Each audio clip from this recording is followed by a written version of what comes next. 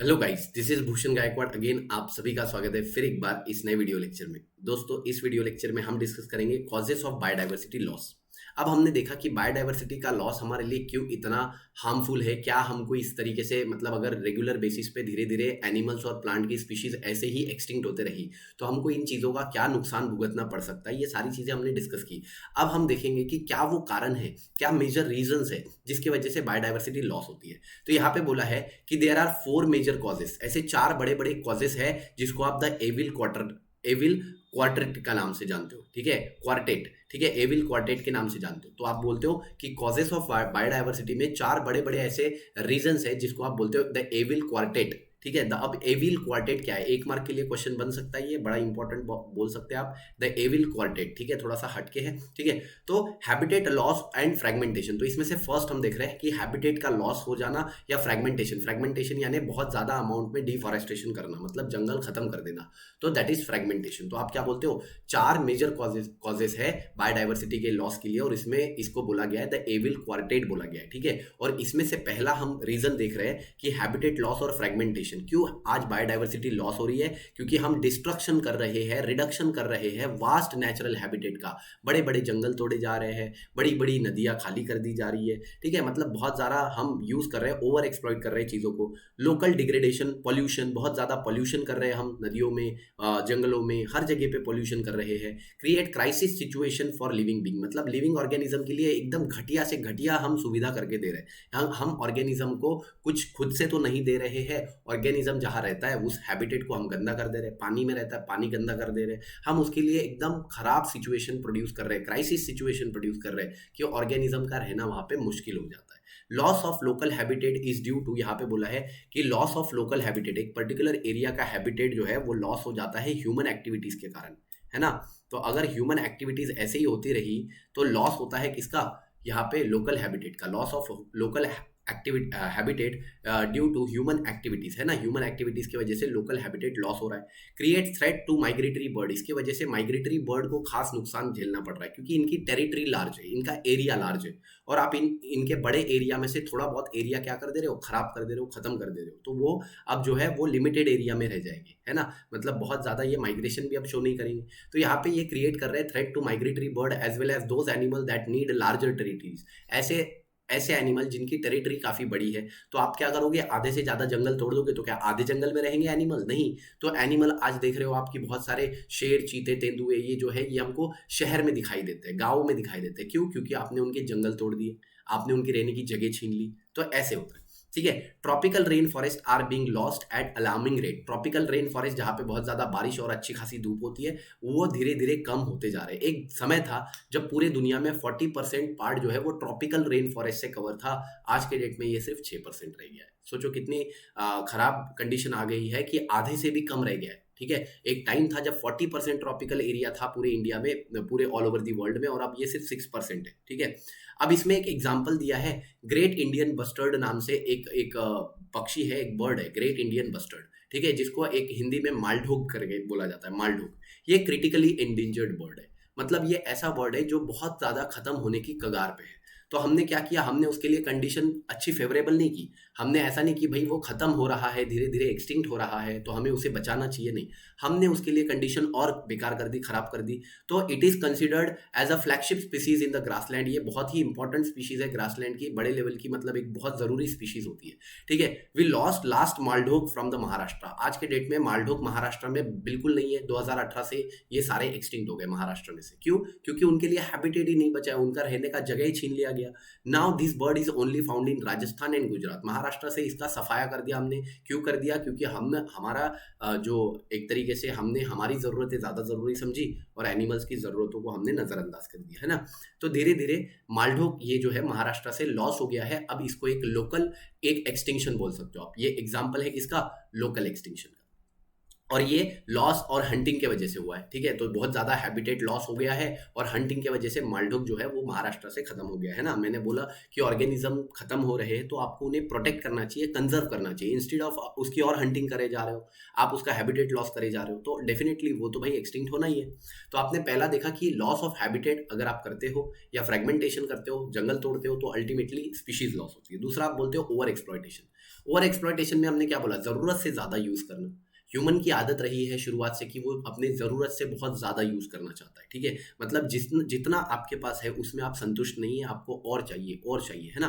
तो the basic difference between human being and other animal is that human have the tendency to accumulate beyond their need. Humans की ये गंदी आदत है शुरू से ही कि उनको अपने ज़रूरत से ज़्यादा की एक्सपेक्टेशन है, ठीक है। तो इसी वजह से this has resulted in the over exploitation. इसी चीज़ के कारण ओवर एक्सप्लॉयटेशन हुआ, और ओवर एक्सप्लॉयटेशन के कारण ऐसी बहुत सारी स्पीशीज जैसे डोडो बर्ड, स्टेलर सी काऊ, पैसेंजर पिजन, ये जो बर्ड्स है ये क्या हो गए, एक्सटिंक्ट हो गए। 2 मिनट जरा मैं इसको साइड में कर देता हूँ, ठीक है। हाँ, तो ऐसे बर्ड जो है वो एक्सटिंक्ट हो गए। आप देखो, resources which in turn causes the threat to various organism. तो ये सारे ऐसे रिसोर्सेस, बहुत ज्यादा ओवर एक्सप्लॉयटेशन आपने यूज किया, आपने अपने जरूरत से ज्यादा चीजें यूज की, आपने जंगल तोड़ दिए, तो ऐसे में क्या हो गया, बहुत सारे ऑर्गेनिज्म को थ्रेट क्रिएट हो गया, मतलब उनका उनका जीवन संकट में आ गया। Can you correlate with this with dearth of fish. आज के डेट में आप देखो डर्थ ऑफ फिश यानी बहुत ज्यादा फिश की कार्सिटी हो रही है, कमी हो रही है तालाबों में, ठीक है। इसके अलावा we observe nowadays dodo bird, Steller sea cow and passenger pigeon are few example of extinction. तो ये देखो डोडो बर्ड एक्सटिंक्ट हो गया, ठीक है, स्टेलर सी काऊ एक्सटिंक्ट हो गई है, पिजन, पैसेंजर पिजन एक्सटिंक्ट हो गया है। ये सब ओवर एक्सप्लॉयटेशन के रिजल्ट है, मतलब एक तरीके से ज्यादा एक्सेसिव यूज, हम हैबिटेट्स का, रिसोर्सेज का बहुत ज्यादा यूज कर रहे हैं इन एनिमल से। When a new species get introduced into, अब हम बोलते हैं एक तरीके से तीसरा हमारा क्राइटेरिया, पहला हमने देखा दैट इज हैबिटेट लॉस, दूसरा हमने देखा ओवर एक्सप्लॉयटेशन, तीसरा एलियन स्पीशीज इन्वेजन। अगर एलियन स्पीशीज का इन्वेजन होता है, मतलब किसी बाहर की कोई स्पीशीज एक नए सिस्टम में आ जाती है, एलियन का मतलब ऐसा नहीं कि दूसरे ग्रह का प्राणी आके यहाँ पे हमला करेगा, नहीं। एलियन स्पीशीज का मतलब होता है कि किसी एक जगह पे जहाँ पे बहुत सारे ऑर्गेनिज्म रह रहे हैं, वहां पे कोई एलियन स्पीशीज को एक्सीडेंटली या इंटेंशनली आप इन्वॉल्व कर दो, आ जाए वो किसी तरीके से। तो a new species introduced in ecosystem accidentally और intentionally, there are the chances it proves harmful to existent species. तो ऐसा हो सकता है कि अगर आपने एक सिस्टम में, आप एक हैबिटेट में रह रहे हो, यहाँ पे बहुत सारे स्पीशीज है, और आपने कोई एक नई एलियन स्पीशीज यहाँ पे डाल दी। अब एलियन स्पीशीज का यहाँ पे कोई नेचुरल प्रेडेटर नहीं है, no natural predator, no natural predator, कोई प्रेडेटर है ही नहीं। अब जिस चीज का कोई प्रेडेटर नहीं है, वो क्या करता है, अपना नंबर बहुत तेजी से बढ़ाता है। वो अपना नंबर इतना बढ़ा देता है, इतना वो रिसोर्सेज को यूज करता है कि ये बाकी की स्पीशीज धीरे धीरे क्या होने लगती है, एक्सटिंक्ट होने लगती है। तो ये भी तो सही नहीं है ना भाई। हम बोलते हैं कि कोई भी इन्वेजिव स्पीशीज अगर आती है तो उसका नेचुरल प्रेडेटर होता नहीं है, और नेचुरल प्रेडेटर उसको खाने वाला कोई नहीं है, तो वो अपना नंबर अनगिनत वे में बढ़ाती है, जिससे वहाँ की जो नेटिव स्पीशीज है, जो वहाँ पे रहने वाली स्पीशीज है शुरू से, उनको क्या होता है, एक तरीके से नुकसान पहुंचता है, उनको उनकी एक्सटिंक्शन हो सकती है। तो यहाँ पे बोला है कि एग्जिस्टिंग स्पीशीज को ये हार्म कर सकता है। Some time it can lead to extinction of local species, कभी कभी ये लोकल स्पीशीज का एक्सटेंशन कर देता है। एग्जाम्पल दिए है यहाँ पे कैरेट ग्रास, ठीक है, जिसको पार्थिनियम बोलते हैं, लैंटाना एक होता है। इसके अलावा वाटर हाइसिंथ को इकॉर्निया ये प्लांट है, और इसको टेरर ऑफ बंगाल भी बोलते हैं। बंगाल में इसको इंट्रोड्यूस किया गया था, वाटर हाइसिंथ, ठीक है, इसको बोलते हैं टेरर ऑफ बंगाल, ठीक है, इसको बंगाल में इंट्रोड्यूस किया गया था। और इसके बाद आप देखते हो कि एक तरीके से बंगाल में इसने इतना ज़्यादा अपना ग्रोथ किया कि अब वहाँ पे उसको ख़त्म करना एक तरीके से, या उनको कंट्रोल कर पाना मुश्किल हो गया था। तो ये एक तरीके से आप बोलते हो इन्वेजिव स्पीशीज का एग्जाम्पल है, ठीक है। एक और दिया है यहाँ पे लेक विक्टोरिया, यहाँ पे बोला है कि एक introduction of predator fish Nile perch. Nile perch को आपने क्या किया, लेक विक्टोरिया नाम के एक लेक में, जो कि अफ्रीका में है, वहां पे डाल दिया। उसके कारण यहाँ पे 200 लोकल स्पीशीज सिचलिड फिश का क्या हुआ, डिलीटेरियस इफेक्ट हुआ। डिलीटेरियस मतलब एक तरीके से उनके लिए हार्मफुल था, उनको ये खाता था, खत्म कर देता था। दैट इज 200 स्पीशीज को इन्होंने क्या कर दिया, खत्म कर दिया, कम कर दिया, उसकी वेराइटी, उसकी कॉन्सेंट्रेशन, उसका पॉपुलेशन बहुत कम हो गया।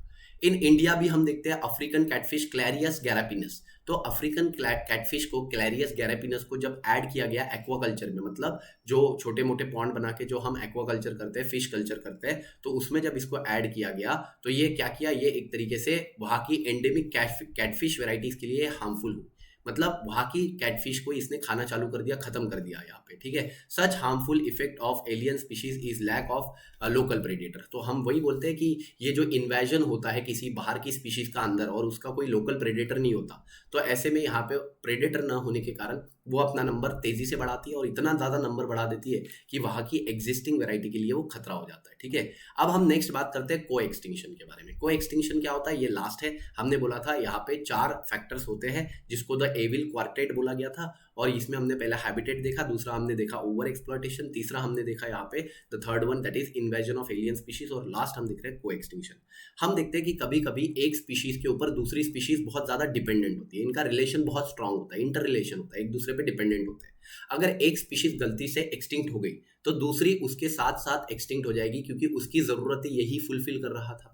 ठीक है, तो दोनों स्पीशीज एक्सटिंक्ट हो जाती है, that is called as coextinction. हम बोलते हैं many times the organism are associated with each other, एक दूसरे के साथ एसोसिएट होते हैं ऑर्गेनिज्म। ठीक है, ऑब्लिगेटरी वे यानी बहुत जरूरी होते हैं, एक दूसरे के लिए काफी जरूरी हो जाते हैं। ठीक है, और दोनों एक दूसरे पे डिपेंड करते हैं, जैसे स्पीशीज ए और स्पीशीज बी, ये दोनों एक दूसरे पे डिपेंडेंट है, दोनों एक दूसरे पे हाईली डिपेंडेंट है। अगर आप स्पीशीज ए को खत्म करते हो तो बी अपने आप खत्म हो जाएगा, क्योंकि इसकी रिक्वायरमेंट ए फुलफिल कर रहा था, वो नहीं है, खत्म हो गया। ठीक है, तो अब आप बोलोगे that is in such a case extinction of one variety leads to loss of associated variety from the ecosystem. मतलब एक वेराइटी को अगर आप लॉस करोगे, खत्म करोगे, तो दूसरी वेराइटी भी यहाँ पे खत्म हो जाएगी। एग्जाम्पल दिया है, extinction of host fish causes extinction of unique parasite. अगर आप किसी होस्ट फिश का एक्सटिंक्शन कराते हो तो उसका जो पैरासाइट है वो भी एक्सटिंक्ट हो जाएगा। आपने पढ़ा है पैरासाइट हमारे बॉडी के अंदर होते हैं। अगर यहाँ पे आप बोल रहे हो किसी एक फिश के अंदर कोई पैरासाइट है, या फिश के बॉडी के बाहर कोई एक पैरासाइट है, तो अगर ये फिश एक्सटिंक्ट हो जाती है तो इसका पैरासाइट भी एक्सटिंक्ट हो जाता है, क्योंकि ये दोनों एक दूसरे के लिए स्पेसिफिक है। ठीक है, फिर आप बोलते हो आगे, we are aware of threat to diversity and loss of species from earth. तो हमें ये सब पता है कि धीरे धीरे बायोडाइवर्सिटी लॉस हो रही है और ये स्पीशीज जो है धीरे धीरे कम होते जा रही है। We are aware of the threat, हमें पता है कि क्या बायोडाइवर्सिटी को थ्रेट है, क्या हमको कदम उठाने चाहिए, ये सारी चीजें हमें पता है। When any species is totally eliminated from Earth, it is called as extinct. जब कोई स्पीशीज पूरी खत्म हो जाती है अर्थ से, उसको एक्सटिंक्ट बोलते हैं। एक्सटिंक्ट यानी विलुप्त हो गई। अब जब कोई स्पीशीज जो है वो काफी करीब होती है एक्सटिंक्शन के, when some species is very near to extinction, it is called as the endangered species या क्रिटिकली एंडेंजर्ड स्पीशीज। ठीक है, तो आप बोलते हो डायनासोर एक एग्जांपल है एक्सटिंक्ट का। दूसरा आप बोलते हो when a member of a species start dwindling, dwindling का मतलब होता है धीरे धीरे कम होते जा रहे हैं, it is said to be endangered, ये एंडेंजर्ड में आता है। और बिल्कुल गिने चुने नंबर बचे हैं, 5, 10, 15, 20, 50 एनिमल बचे हैं, तो क्रिटिकली एंडेंजर्ड बोलते हैं। ठीक है, तो नेक्स्ट हम बोलते हैं the International Union for Conservation of Nature and Natural Resources maintains a red data book. देखो IUCN के पास एक रेड डाटा बुक होती है, मतलब एक बुक होती है जिसमें बहुत सारे स्पीशीज के नाम होते हैं। तो एक ऐसी बुक होती है और इसमें बहुत सारे स्पीशीज के क्या होते हैं, नाम होते हैं। ये स्पीशीज के नाम है जो कि एंडेंजर्ड है, ये वो स्पीशीज के नाम है जो कि एंडेंजर्ड है, मतलब आने वाले टाइम पे ये स्पीशीज कभी भी एक्सटिंक्ट हो सकते हैं। तो ऐसी स्पीशीज के नाम इस बुक में होते हैं और हर कंट्री के लिए ये स्पीशीज बनती है, ये बुक बनती है। इंडिया के लिए ये बुक IUCN ने बनाई है, इंडिया को दी है।